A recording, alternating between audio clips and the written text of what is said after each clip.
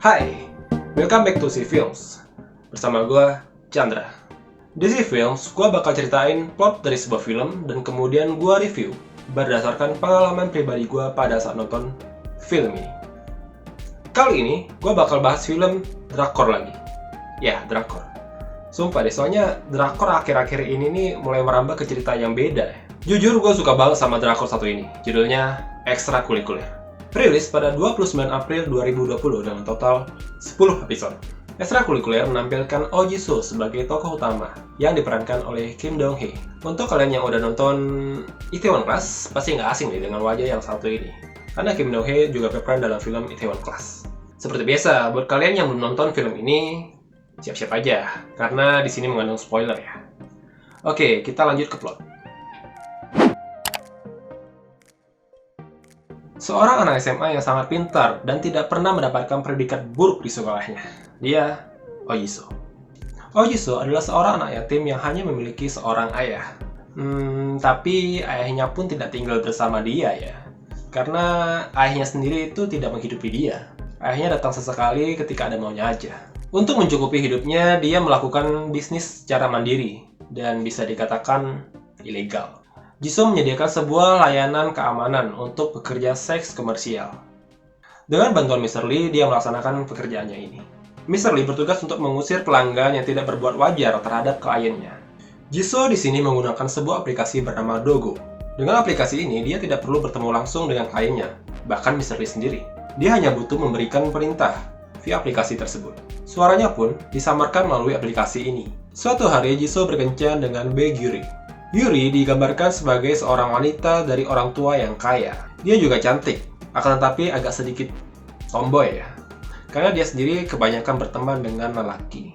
Walaupun dari orang tua yang kaya, tapi Yuri tidak tenang dengan tekanan yang diberikan oleh orang tuanya. Yuri harus mengikuti setiap perintah dari orang tuanya. Ketika Ji-soo berkencan dengan Yuri, Ji-soo tiba-tiba pergi ke toilet dan tidak kembali dalam waktu yang cukup lama. Tapi Ji-soo masih meninggalkan tasnya. Yuri yang melihat HP Ji-soo di dalam tas tersebut dengan sengaja mengambil HP-nya dan menyembunyikannya. HP yang dicuri Yuri ini HP keduanya Ji-soo ya. Tapi HP keduanya ini yang memiliki aplikasi Dogo. Jadi dengan keberadaan HP ini di tangan Yuri mengetahui apa yang dilakukan Ji-soo di luar jam sekolah. Yuri yang selalu ingin lepas dari cengkraman kedua orang tuanya, selalu berusaha mencari cara bagaimana bergabung dengan Ji-soo. Dengan usaha yang ulet dari Yuri, bisa dikatakan licik ya. Akhirnya Yuri bergabung dengan Ji-soo. Kemudian kita diperkenalkan dengan seorang tokoh bernama Seo Min-hee. Seo Min-hee ini merupakan teman sekelas dari Ji-soo dan Yuri. Selain teman kelas, Min-hee ternyata merupakan pekerja yang menggunakan layanan Ji-soo. Selama bisnis yang dijalani Ji-soo ini berjalan, polisi mulai mengendus bahwa bisnis PSK yang berada di Korea Selatan berkaitan dengan anak di bawah umur. Polisi pun berusaha untuk membongkar kasus ini dan mulai menggeledah sekolah tempat Ji-soo belajar. Semakin keras usaha polisi untuk membongkar kasus ini, semakin keras pula usaha Ji-soo dan Yuri untuk membatalkan pembongkaran kasus dari polisi ini. Secara berkali-kali, Ji-soo dan Yuri lolos dari kecurigaan polisi. Di sekolah, Min-hee berpacaran dengan seorang lelaki bernama Kwa Ki-tae. Ki-tae di sini hanya untuk memperalat Min-hee ya. Dengan adanya Min-hee, semua kebutuhannya terpenuhi. Sampai pada suatu hari, kita mengetahui bahwa uang yang diterimanya selama ini merupakan hasil bisnis gelap dari Min-hee. Kita yang awalnya menghiraukan, akhirnya ingin mencari dan menghajar bos dari Min-hee. Bisnis Ji-soo yang awalnya normal-normal saja, menjadi bencana ketika kedoknya diketahui oleh seorang preman yang mempunyai bisnis serupa. Preman ini ingin menjalin kerjasama dengan Ji-soo, tapi dibalik itu, dia sesungguhnya hanya ingin memperalat Ji-soo, karena Ji-soo sendiri di sini masih anak sekolah. Ji-soo dan Yuri yang cerdik akhirnya berhasil kabur dari cengkraman preman ini. Yuri pun menyusun rencana untuk menjebak preman ini. Yuri meninggalkan HP berisi aplikasi Dogo di motel milik preman ini berada, sehingga memberi asumsi bahwa Min-hee merupakan karyawan dari preman ini. Smart. Kita yang berhasil mengetahui lokasi motel ini kemudian mengobrak-abrik motel ini dan terjadi kerusuhan. Dalam waktu yang bersamaan, Mr. Lee ternyata datang untuk membalaskan dendam terhadap preman ini. Karena sebelumnya Mr. Lee pernah dirawat di rumah sakit gara-gara preman ini. Preman ini pun mati akhirnya di tangan Mr. Lee.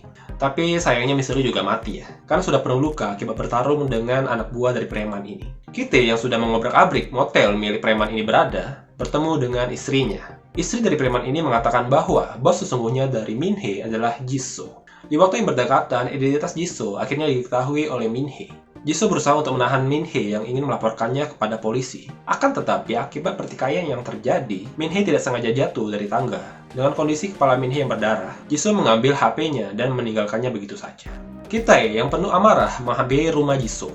Dia menemukan bahwa HP milik Min-hee berada di tangan Jisoo. Dengan ditemukannya HP ini, Kitae mencurigai bahwa Jisoo menyakiti Min-hee. Kitae yang penuh amarah kemudian menusuk Jisoo dengan sebuah gunting. Jisoo yang berdarah akibat tusukan dari Kitae tiba-tiba dibantu oleh Gyuri yang datang dan memukul kepala Kitae.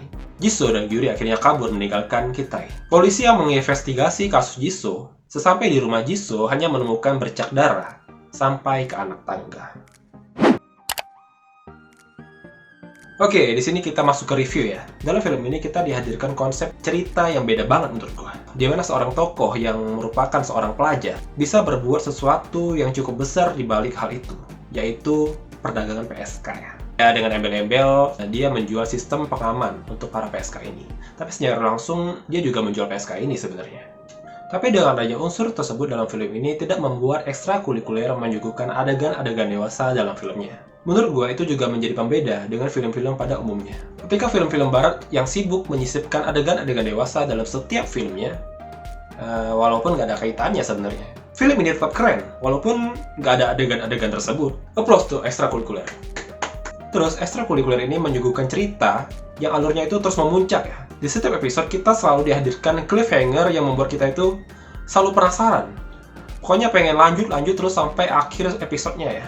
Nah, kalau kalian udah nonton filmnya, ada satu hal kecil yang menurut gua penting, yaitu topi yang diberikan Min-hee kepada Jisoo. Pada akhir film, topi ini yang membongkar identitas asli dari Jisoo. Kalau kalian nonton filmnya, itu keren banget sih menurut gua, asli. Setiap adegan-adegan kecil pun dibuat sangat menarik ya. Hal-hal kecil seperti geledah tas aja bikin gua deg-degan gitu. Padahal kan scene-nya kan pendek nih, bisa dibikin panjang sama dia. Keren menurut gua sih. Dari segi peran yang dimainkan oleh aktor dan aktris dari film ini, menurut gua sangat baik. Apalagi cewek-ceweknya ya. Ya kalian tahu sendirilah kalau cewek-cewek Korea itu gimana. Seger lah kalau ditonton. Oke, dari setiap problematika yang ditampilkan dari film ini, dan dihadirkan pula cliffhanger yang membuat gua terus menonton film ini sampai habis, film ini gua kasih rating 8,5/10. Keren. Cukup di sini aja untuk video kali ini.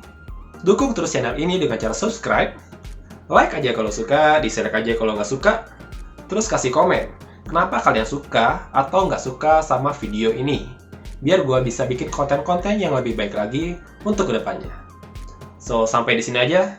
See you!